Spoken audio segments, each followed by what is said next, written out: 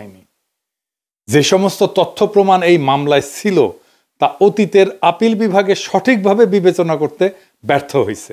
দুইটা জিনিস বলছে এবং ফাইনালি মতামত দিছে, যেটা পর্যবেক্ষণে বলছে যে এ মামলায় অতীতের রায়ে গ্রস মিসক্যারেজ অফ জাস্টিস হয়েছে, অর্থাৎ বিচারের নামে ব্যাপক অবিচার হয়েছে, বিজয় হয়েছিল।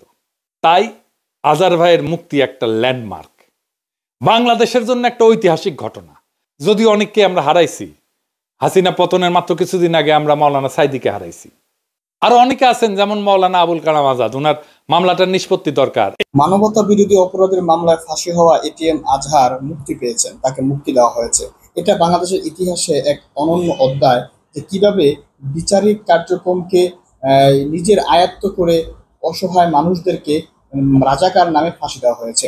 তো আজহারের এই ফাঁসি এবং জামাত নেতাদের কিছু ভুল, এই বিষয় নিয়ে অত্যন্ত গুরুত্বপূর্ণ আলোচনা করেছেন পিনাকি ভট্টাচার্য। দর্শক, এই আলোচনা শুনবো, পাশাপাশি জামাত নেতা আজহারের মুক্তির জন্য এত দেরি কেন হলো, এর পিছনে কারা কাজ করেছে, দর্শক এই বিষয়ে আলোচনা করব। এর আগে পিনাকি আলোচনাটা শুনে আসি। মানবতা বিরোধী অপরাধের মামলায় আন্তর্জাতিক অপরাধ ট্রাইব্যুনালের দেওয়া মৃত্যুদণ্ডের আদেশ থেকে খালাস পাইছেন জামাতে ইসলামের সাবেক নেতা এটিএম আজহারুল ইসলাম।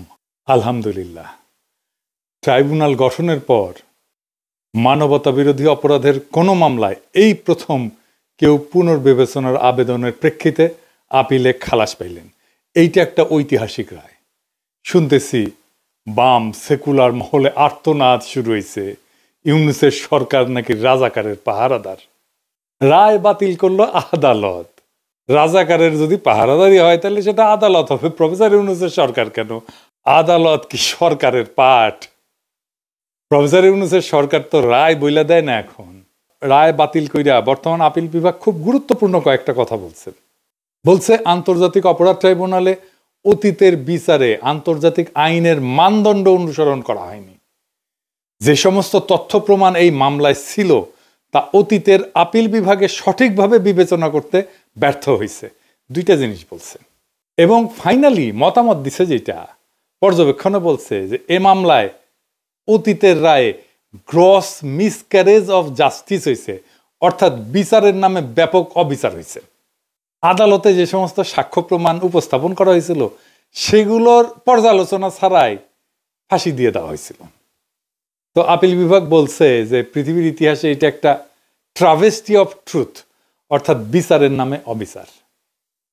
আমি এই অবিচার নিয়ে আমার ইউটিউবের শুরুতে এই ভিডিওটা করেছিলাম, দেখতে পারেন। এইটা শুধু সাক্ষ্য প্রমাণের বিষয় না, অবিচারটা কোন জায়গায় সেটা নিয়ে বিস্তারিত আলাপ করতেছি। কিন্তু আপনাদের জানানোর জন্য বলি যে এমন সাক্ষ্য আনা হয়েছিল এই মামলায়, আজহার ভাইয়ের মামলায়, যে সাক্ষীরা আদালতে এসে বলছেন যে কেউ 3 কিলোমিটার দূর থেকে আজহার ভাইকে দেখছেন, কেউ দেখছেন 6 কিলোমিটার দূর থেকে। একজন সাক্ষীকে জিজ্ঞেস করা হয়েছিল যে আপনার সন্তানের নাম কি? ছেলেমেয়ের নাম বলতে পারে না, স্ত্রীর নাম বলতে পারে না, কিন্তু এটিএম আজহারুল ইসলামের নাম ঠিকই বলতে পারে। কি চমৎকার! এই যে কথিত যুদ্ধাপরাধের বিচার, এর নামে কেন সেটা একটা ঐতিহাসিক অবিচার ছিল, আসেন সেটা এখন বুঝে দেখি।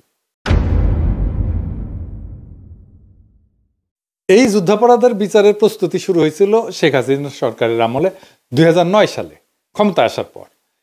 কেন হাসিনা এই বিচারটা করতে গেল, এইটা গুরুত্বপূর্ণ, এইটা একটু বুঝতে হবে।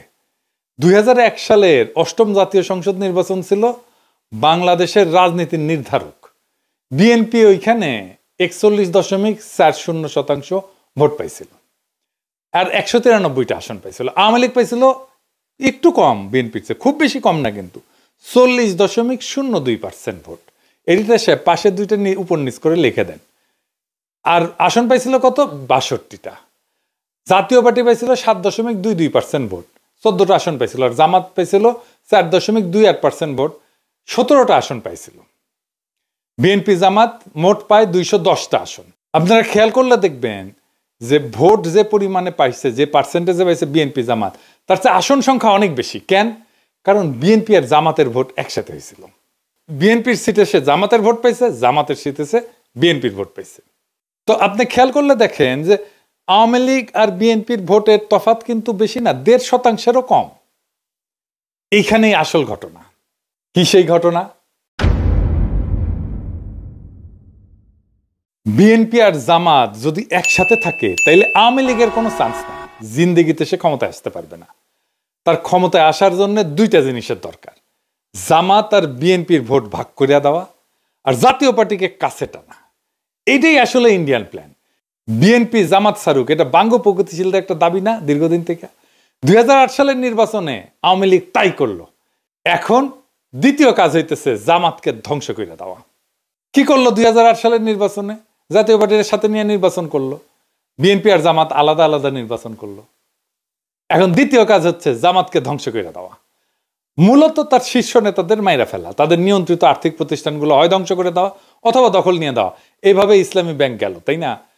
আর বিএনপির মধ্যে খুবই হার্ডকোর যারা ন্যাশনালিস্ট, এদেরকেও মেরে ফেলা, যেন তারা কখনোই জামাত আর বিএনপির মধ্যে ঐক্য নিয়ে দলের মধ্যে ওকালতি করতে না পারে। এভাবেই সালাউদ্দিন কাদের চৌধুরীকে ফাঁসি দেওয়া হইল। এবার বুঝতে পারতেছেন তো কেন, কাকে, কিভাবে এই মামলায় ঢোকানো হয়েছে এবং ফাঁসি দেওয়া হয়েছে। এই কাজটা করার জন্য সে বাইসা নিল ওয়ার অন টেররের বয়ান। সেটা কি?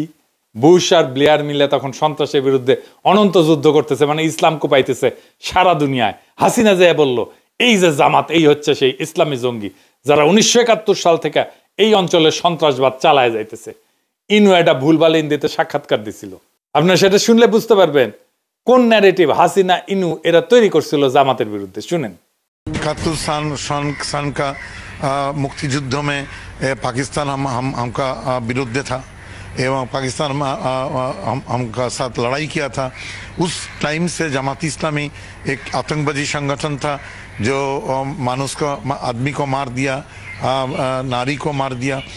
वो संगठन पाकिस्तान बैक करता है एवं वो संगठन का जो आदमी मारा था उसका लिए विचार कर रहा है, फांसी भी हो गया। ये संगठन का साथ पाकिस्तानी का एवं पाकिस्तानी गोयंदा संस्था ISI का गंभीर ताल्लुक है। ये रिसेंटली पाकिस्तानी कूटनीतिक जो है, डिप्लोमेट जो है, वो बांग्लादेश में धरा पड़ा। बांग्लादेशी ऑर्गेनाइजेशन आतंकवादी संगठन के साथ वो लोग ताल्लुक रखता था, इसलिए बांग्लादेश से उसको निकाल दिया गया है। सो हम लोग सोचता है कि पाकिस्तानी इंटेलिजेंस नेटवर्क ISI का एक हाथ रहता है। এটা অস্বীকার করার উপায় নাই যে জামাত অখণ্ড পাকিস্তানের পক্ষে দাঁড়াইছিল। শুধু দাঁড়াইলে অসুবিধা ছিল না, চাইনিজ বামেরাও অখণ্ড পাকিস্তানের পক্ষে দাঁড়াইছিল। কিন্তু জামাত দুইটা গুরুতর রাজনৈতিক ভুল করে, পলিটিক্যাল মিস্টেক। এক, 1971-এর 25শে মার্চ গণহত্যার প্রতিবাদ করে নাই। গণহত্যা একটা জাতির জীবনে একটা অতি গুরুত্বপূর্ণ এবং বেদনাবহ অধ্যায়, এইখানে আপনাকে মজলুমের পক্ষ নিতেই হবে। 2 নাম্বার রাজনৈতিক অপরাধ হইতেছে সেই সময় প্রাদেশিক সরকারে জামাত যোগ দেয়। 3 জন মন্ত্রী ছিল জামাতের। আমার একটা ভিডিও আপনারা মাঝে মাঝে দেখেন না, শাহবাগের সময় বলে দেখায়, হ্যাঁ শাহবাগীরাও দেখায়, বিএনপিও দেখায়, সবাই দেখায় এটা এখন। তো ওইখানে আমি একই কথা বলেছিলাম, শাহবাগের টাইমে আমি এই বক্তব্যটাই দিছিলাম। শুনেন। একটা জিনিস বুঝতে হবে, Jamaat was not a mere collaborator, Jamaat was part of East Pakistan provincial government. তারা 4টা মন্ত্রী ছিল, commerce, revenue, industry and education. 4টা মন্ত্রী নিয়ে ইস্ট পাকিস্তান প্রভিন্সিয়াল গভর্নমেন্ট যারা গণহত্যা চালিয়েছে, যারা সেই আর্মিকে, পাকিস্তান বর্বর আর্মিকে নেতৃত্ব দিয়েছে, সেই সরকারের পার্ট ছিল জামাত ইসলাম। সো সেই গণহত্যার, মুক্তিযুদ্ধের সময়ের গণহত্যার সমস্ত অপরাধের নৈতিক এবং বাহ্যিক ব্যবহারিক দায়িত্ব এই সংগঠনটাকে নিতেই হবে। তো এখন ধরেন হাসিনা পড়ল না 5ই আগস্ট, সে তার সরকারে তারপরে নিল আনু মোহাম্মদকে নিল, জুনায়েদ সাকিকে নিল, সিপিবিকে নিল। তো এরা কি তাইলে সেই গণহত্যার দায় নিল না? তো দুইটা মিস্টেক। তো জামাতকে এই প্রশ্নের ফয়সালা করতে হবে বাংলাদেশের রাজনীতিতে। এটা আমি জামাতকে সবসময় পরামর্শ দিই। আমি ওই সময় ওই বয়সে মিস্টেকটা খুব সঠিকভাবে ধরতে পারছিলাম। কিন্তু জামাতের অখণ্ড পাকিস্তানের পক্ষে থাকার দৃষ্টিভঙ্গিটা রাজনৈতিক, মানে এই সিদ্ধান্ত রাজনৈতিকভাবে নেওয়া। কিন্তু কোনো সিদ্ধান্তের ন্যায় অন্যায় বা দায় দায়িত্বের বিচার যদি আদালতে তোলা হয়, সেখানে আদালত সেই রাজনীতির ভালো মন্দের দিক বিচার করতে পারে না, করেও না। আদালতের এটা কাজ না। কারণ কোন রাজনীতি ভালো নাকি মন্দ সেটার বিচার আদালতের এখতিয়ারের বাইরের বিষয়। ধরেন আওয়ামী লীগ ভালো নাকি বিএনপি ভালো, এই বিচারে ক্ষমতা কি এখতিয়ার আছে আদালতের? কোনো দল হিসেবে আপনি তখনই তার বিচার করতে পারেন যদি সে ফৌজদারি অপরাধ করে। ধরেন হাসিনা খুন করছে, গুম করছে, ক্রস ফায়ার করছে, আয়নাঘর বানাইছে, এগুলো সবই ফৌজদারি অপরাধ। ভোটাধিকার হরণ করছে, এটাও রাষ্ট্রের জনগণের বিরুদ্ধে অপরাধ। তাইলে ৭১-এর অপরাধের জন্য কি যে আমাদের বিচারের সুযোগ কি নাই? অবশ্যই আছে এবং ছিল, কিন্তু কি সেটা? একটা জিনিস খেয়াল করেন যে ৭১ সালে জামাত যে রাজনৈতিক ভূমিকা নিয়েছিল, এটা ছিল জামাতের রাজনৈতিক সিদ্ধান্ত এবং সেই অনুযায়ী সে কাজ করছে। কিন্তু সেই কাজ করতে গিয়া যদি সে ফৌজদারি অপরাধ ঘটায় ফেলে, আদালত অবশ্যই সে অপরাধগুলোর বিচার করতে পারে এবং করবে। এই জন্যেই আইনি পরিভাষা অনুযায়ী আদালতের এখতিয়ার আছে শুধুমাত্র আইনি অপরাধের বিচার করার। মাথায় রাখেন, আইনি অপরাধ, আইন বলে যেটা অপরাধ, সবকিছু অপরাধ না, আইন বলে। অর্থাৎ আদালত কেবল লিগাল পার্ট বা আইনি দিকগুলোর বিচার করবে। ধরেন ৭১ সালে ইয়াহিয়া সরকারকে জামাতের সমর্থন দেওয়া কিংবা সেই সরকারে অংশগ্রহণ করা, এগুলো সবই রাজনৈতিক সিদ্ধান্ত। এটা কখনো বেআইনি অথবা আইনের চোখে অপরাধ না, কিন্তু রাজনৈতিক চোখে এটা অপরাধ, এটা ভুল। ফলে এটা কঠোরভাবে নিন্দনীয় এবং সে কারণে এটা অগ্রহণযোগ্য। কিন্তু খেয়াল করলে দেখবেন এই যে রাজনৈতিক ভুলের নিন্দা, এটা কে করে, কে রায় দেয়? জনগণ দেয়, আদালতের রায় না। এই রায় দেওয়ার মালিক একমাত্র জনগণ। তার মানে যুদ্ধাপরাধের বিচার কিন্তু কারো পলিটিক্যাল অ্যাক্টের বিচার না। পলিটিক্যাল অ্যাক্ট করতে গিয়া তার সাথে সাথে যদি কোনো ফৌজদারি অপরাধ ঘটায় বসে, সেই সবের আইনি দিক বিচার করে দেখাটাই কেবল বিচারকদের কাজ এবং এখতিয়ারের বিষয়। হ্যাঁ, এটা আমরা আলাপ করছি যে ৭১ সালে মুক্তিযুদ্ধে জামাতের যে পলিটিক্যাল অ্যাক্ট, এই দিক দিয়ে বিচার করতে গেলে জামাত তো অন্যায় করছে এবং জনগণও সেটা মনে করে। কিন্তু এই কথিত যুদ্ধাপরাধের বিচারে সরকার সবসময় একটা বিশেষ সুবিধাজনক অবস্থায় ছিল। কি সেই সুবিধা? সেই সুবিধাটা হইল এই বিচারের রায়ের আগেই পাবলিক মনে করে যে জামাত অপরাধী, যদিও পাবলিকের এই মনোভাব এবং তার সিদ্ধান্ত এইগুলা কোনো আইনি দিক বিবেচনা করে নেওয়া রায় না, কিন্তু এগুলা মূলত পাবলিকের সেন্টিমেন্ট, রাজনৈতিক বিবেচনা। আর এই সুবিধা কাজে লাগাইয়া পাবলিকের রাজনৈতিক অবস্থানের উপরে ভর কইরা সরকার বা আদালত বড় অকাম করে ফেলছে। এটা বেআইনি এবং অবৈধ হওয়া সত্ত্বেও এইখানেই এই যুদ্ধাপরাধ আদালতের দায়। যুদ্ধাপরাধের বিচারের নামে শেখ হাসিনার কথিত সেই আদালত এই অন্যায় কাজটা করছে মৌলিকভাবে ৩ জায়গায়। ১ নাম্বার, একটা অপরাধ যখন সংগঠিত হইতেছে আপনার তখন জানা থাকা লাগবে যে এইটা অপরাধ। ধরেন বাংলাদেশের আইন হইল যে জাউরার সিল বলে ভিডিওতে সিল দেওয়া যাবে না, ফেয়ার এনাফ। তো আমি আর কাউরে ভিডিওতে সিল দিব না, এটা যখন আইন হয়েছে তারপর থেকে। কিন্তু আজ থেকে 10 বছর পরে আইন বানায় আমার আইসা যদি ধরে বলে ওই তুমি 10 বছর আগে জাউরার সিল দিছিল না তোমার ভিডিও, তো তোমার ফাঁসি হবি, এটা বললে তো হবে না। এটা বললে হবে যুদ্ধাপরাধ বিচারের ট্রাইব্যুনালের আইন সব বানানো হয়েছে হাসিনার আমলে। বানায় বলা হইতেছে তুমি ওই 1971 সালে এই অপরাধ করছিলা, কারণ এটা এখন অপরাধ। তো হাসিনার আমলে আইন বানায় 40 বছর আগের একটা ঘটনা বিচার করা হচ্ছে, এটা করা যায় না। 2 নাম্বার, সাক্ষ্য আইন বদলায় দেওয়া। এখানে আইন কইরা নেওয়া হয়েছিল যে যুদ্ধাপরাধ বিচারের ক্ষেত্রে প্রচলিত সাক্ষ্য আইন প্রযোজ্য না, মানে কোনটাকে আমি সাক্ষ্য হিসাবে বিবেচনা করব, সেটা একটা সাক্ষ্য আইন আছে। তার মানে বিচারক যদি মনে করে যে লোক মুখে শোনা কথা সাক্ষ্য হইতে পারে, তাহলে শোনা কথাকেও সাক্ষ্য বলে গ্রহণ করা হবে। ফলে এটা আদতে কোনো বিচারই হয় নাই, হইতেই পারে না। পরিষ্কারভাবে একটা প্রেজুডিস, মানে ধরেন পত্রিকায় প্রকাশিত সংবাদকে সাক্ষ্য হিসাবে ধরা হয়েছে। যদি তাই হয় তাহলে তো আমারও ফাঁসি দেওয়া যাবে, আর তাজ হাসমিনও ফাঁসি দেওয়া যাবে। কারণ আমার নামে তো, তাজ হাসমিন নামে তো ভয়ঙ্কর সাইবার সন্ত্রাসী বইলা নিউজ ছাপাইছিল, তাই না, অনেক পত্রিকা। এখনো সালাউদ্দিন শোয়েব চৌধুরী বালসাল পত্রিকা আর্টিকেল লেখে, তারা আমাদের ইসলামী জঙ্গি বলে। তাইলে বুঝেন কি ভয়ানক অবস্থা করে রাখছে। তার মানে যেটা সাক্ষ্য হিসাবে আদালতে বিবেচিত হয় না, সেটাকেও সাক্ষ্য বানাইছে। আপনার নামে একটা পত্রিকায় নিউজ ছাপে দিবে, তারপর ওইটা দিয়ে আপনারে ফাঁসি দিয়ে দিবে। 3 নাম্বার, আদালতের বিচারের ক্ষেত্রে সুনির্দিষ্ট ধারার ঠিক কোন ধরনের কাজ করলে কোনটা অপরাধ গণ্য করা হবে, সে অপরাধের কি শাস্তি হবে, এই বর্ণনাগুলো তালিকা হিসেবে ধারাবাহিকভাবে কোড হিসেবে সাজানো থাকে। এটাকে বলে পেনাল কোড। আদালতে অভিযোগ দায়ের করার টাইমে অপরাধের ওই ধারাবাহিক নাম্বার উল্লেখ করে মামলা সাজানো হয়। এটাই আমাদের প্রচলিত ভাষায় অপরাধের ধারা বলি। যেমন ধরেন কওয়া যায় 302 ধারা মানে এটা খুনের অপরাধ, 420 মানে 420 বলি আমরা, যেটা এটা হইতেছে প্রতারণার অপরাধ। এইরকম খেয়াল করবেন, যুদ্ধাপরাধের বিচারের আইনে কয়া দেওয়া হয়েছিল প্রচলিত পেনাল কোড এই বিচারের ক্ষেত্রে প্রযোজ্য না। এবার হাত পা বাইন্দা গোলপোস্ট যদি ইচ্ছামাফিক সরায় দেওয়া হয়, তাহলে এটাকে কি আর বিচার বলা যায়? বিচার বলে কিছু অবশিষ্ট থাকে? তার মানে এখানে পুরাটাই বিচারকের খেয়াল খুশি মর্জির উপরে ছেড়ে দিয়া কথিত বিচারটা করা হয়েছে। ঠিক কোনটার কারণে এটা অপরাধ হিসেবে গণ্য হয়েছে এটা থেকে শুরু কইরা চার্জ গঠন, এমনকি ওই অপরাধের কারণে কি শাস্তি দেওয়া হবে সেটাও মর্জি মতো। ফলে বিচারক মর্জি মাফিক বেকসুর খালাস থেকে শুরু করে মৃত্যুদণ্ড পর্যন্ত সব ধরনের শাস্তি দিতে পারছে। চার্জ গঠন, বিচার এবং রায় সবকিছু ক্ষমতায় বিচারকের হাতের মুঠায় ছিল। এটা কোনো বিচার না, এই জন্য এটাকে জুডিশিয়াল কিলিং বলা হয়েছে। এইসব তুগলুকি কারবার আমরা সেই 2010 সাল থেকে দেখে আসতেছি। তাই আমার মনে শুধু একটাই প্রশ্ন জাগে, বিচারের নামে এইসব বুজরুকি, এইটা একজন আইনের প্রাথমিক ছাত্রের কাছেও তো ধরা পড়ার কথা। বিচার প্রক্রিয়ায় যে ফাঁকগুলা এটা সাধারণ চোখে দেখা যায়, অথচ যুদ্ধাপরাধের বিচারের নামে এই ঐতিহাসিক অবিচারের বাটপাড়িগুলো বামপন্থীদের নজর এড়ায় গেছে। এখনো তারা হা হুতাশ করে। এমনকি যারা আইনের লোক তাদেরও, বামপন্থীদের কি দায় নাই তাদের নেতাকর্মীদের আইনের প্রাথমিক ধারণা দেওয়ার? আজাদ সাহেবের খালাস পাওয়ায় বামদের আজারিতে একটাই ব্যাখ্যা, সেটা হইতেছে ওনারা বাঙ্গু প্রগতিশীল এবং বুঝতেই পারতেছেন সেই কারণে ওনারা ধর্মবিদ্বেষী। কাজেই জামাত মারার নামে ধর্ম উচ্ছেদের এই মহান আয়োজনে এই সময় তো তিনি ঘরে বসে থাকতে পারেন না। প্রগতিশীলতার নামে, ইসলাম কুপানোর নামে সমাজের এই কথিত প্রগতিতে সামিল না হইয়া উনি কেমনে থাকবেন? কে জানে, বামেরা হয়তো সুখ অনুভব করছিল এইটা ভাইবা যে শাহবাগের এই উত্থান এটা নিশ্চয়ই বাংলাদেশের এক রয়ার এনেসা, এক নবজাগরণ হোক না সেটা চরম অবিচারের রাস্তায়।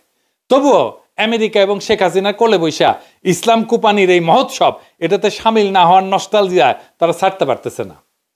ওরা যেভাবে মনে করে 1971 ইসলামকে পরাজিত করা হয়েছিল, ঠিক একইভাবে মনে করে শাহবাগে তাদের ইসলাম কুপানির যুদ্ধের বিজয় হয়েছিল।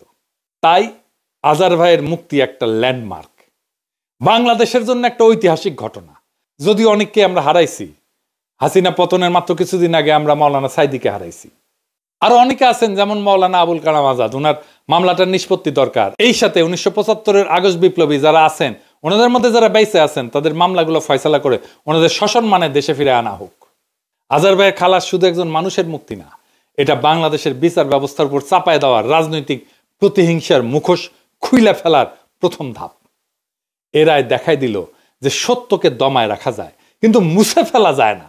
যুদ্ধাপরাধের নামে যে ট্রাইব্যুনাল বানানো হয়েছিল তা আদতে ছিল একটা রাজনৈতিক হত্যার যন্ত্র, যেখানে আইন ছিল সাজানো, সাক্ষ্য ছিল বানানো, আর বিচারকের মর্জি ছিল শাস্তির একমাত্র মানদণ্ড। আজকের এই ঐতিহাসিক রায় প্রমাণ করলো রাজনীতি দিয়া আইন চাপায় দেওয়া যায় না, এবং যখন এমন অন্যায় এক যুগ ধরে চলতে থাকে তখন একদিন না একদিন ইতিহাস পেছন ফিরে তাকায়। আজ সেই ইতিহাসের মুহূর্ত। যারা একদিন ন্যায় বিচারের নামে হাততালি দিছে তাদের এখন বুকে হাত দিয়ে ভাবা উচিত, আপনি কি সত্যি ন্যায় চাইছিলেন, বিচার চাইছিলেন, নাকি শুধু প্রতিপক্ষের ধ্বংস চাইছিলেন? আজার ভাইয়ের মুক্তি এটা শুধু জামাতের জয় না, এটা বিচার ব্যবস্থার একটা ক্ষণিকের পুনর্জাগরণ। আজার ভাইয়ের মুক্তি হলো একটা রাষ্ট্রের আত্মসমালোচনার শুরু। এখন সময় আসছে অন্যায়ভাবে যারা ফাঁসিতে ঝুলছেন এবং এখনো যারা পালায় বেড়াচ্ছেন তাদের মামলাগুলোকে সবগুলোকে আবার পুনর্বিবেচনা করার। এই বিচার প্রক্রিয়ার ধ্বংসস্তূপের মধ্যে থেকে আমাদের নতুন করে নির্মাণ করতে হবে একটা সত্যভিত্তিক, ন্যায়ভিত্তিক এবং রাজনৈতিক প্রতিহিংসা মুক্ত বাংলাদেশ। সেই বাংলাদেশে কেউ আর কেবল রাজনৈতিক মতাদর্শের কারণে ফাঁসির দড়িতে ঝুলবে না। সেই বাংলাদেশে বিচার হবে অপরাধের, মতাদর্শের না। সেই বাংলাদেশে বাম কিংবা ডান কেউ আর ধর্মের নামে, জাতীয়তাবাদের নামে বা মুক্তিযুদ্ধের নামে বিচারের ছদ্মবেশে হত্যা করবে না। আজার ভাইয়ের মুক্তি এক নতুন যাত্রার সংকেত। এই যাত্রা শুধুমাত্র একজন মানুষের না, এটা একটা জাতির আত্মসমালোচনার পথ চলা।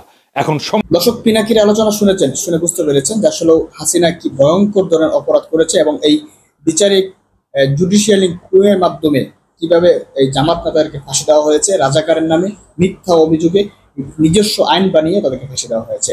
তবে জামাত নেতা এটিএম আজাদ মুক্তি পেয়েছে, এটা আলহামদুলিল্লাহ। কিন্তু তার মুক্তিটা এই 10 মাস পরে হবে এটা হয়তো অনেকে চায়নি। তার মুক্তিটা আরো আগে হওয়া উচিত ছিল, কারণ তিনি একজন সবচাইতে বাংলাদেশের যত এই জামাত নেতা, বিএনপি নেতা যাদেরকে রাজাকার বলে ফাঁসি দেওয়া হয়েছিল, ফাঁসির রায় দেওয়া হয়েছে, তার মধ্যে উনি আছেন। বাকি যদি সাইদি, আল্লামা সাইদি বা অনেকে থাকতে তাহলে হয়তো বা তাদেরকে এভাবে বেরিয়ে আসতে হতো, তারা সেই সুযোগটা তাদের হয়নি, তার আগে তারা দুনিয়া ছেড়ে চলে গিয়েছেন। জামাত নেতা এটিএম এর আজার মুক্তির জন্য অনেকে মনে করছেন জামাতের ভিতরে থাকা অনেক নেতাই আসলে সেই জন্য দায়ী। তারা হয়তোবা ওইভাবে এটিএম আজহারের মুক্তিটা চাইনি, যার কারণে এটিএম আজহার সাহেব 9 মাস পরে মুক্ত হয়েছেন। তো 9 মাস পরেও তো তিনি মুক্ত পেয়েছেন, এটা একটা ভালো দিক। তাই প্রিয় দর্শক, পিনাকি আলোচনা করেছেন, পিনাকির আলোচনা নিয়ে একটা মন্তব্য কমেন্ট বক্সে কমেন্ট করবেন।